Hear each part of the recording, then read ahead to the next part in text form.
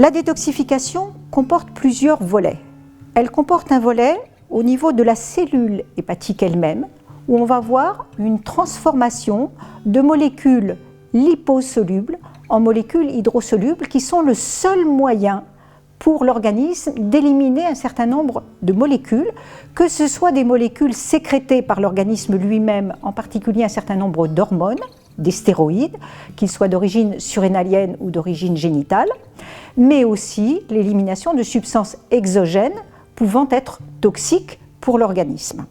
Pour transformer des substances liposolubles en substances hydrosolubles, on va voir une fusée à plusieurs étages.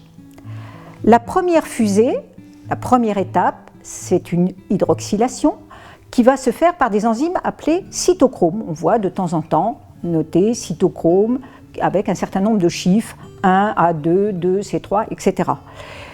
On en a une ribambelle, ils sont redondants, certains font le travail des autres, ils se superposent.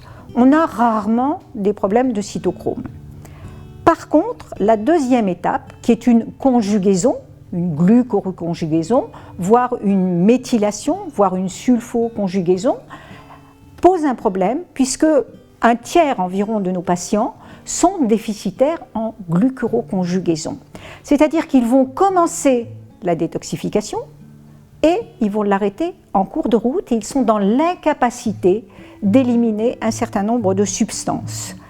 Et ce qu'il faut savoir, c'est qu'une substance X0, transformée par la première étape en X1, peut être plus toxique que la substance initiale, si on n'a pas ces enzymes de phase 2. Donc vous rencontrez tous les jours des patients qui sont incapables de détoxifier, d'une part leurs propres hormones, mais aussi, par exemple, la pilule, les médicaments, les phytoestrogènes, enfin un certain nombre de médicaments qui miment les effets endocriniens, un certain nombre de produits phytosanitaires, etc. Et enfin, la dernière étape de cette fusée, c'est un transport membranaire au niveau de l'hépatocyte. Donc ça, c'est déjà pour ce qui se passe à l'intérieur de la cellule du foie.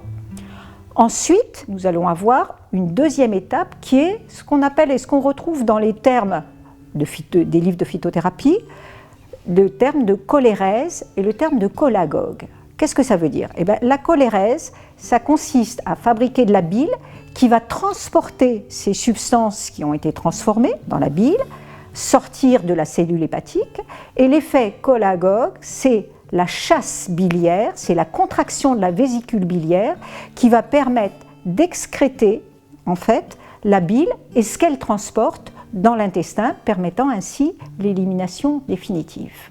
Ces deux étapes nécessitent que les robinets de sortie soient ouverts.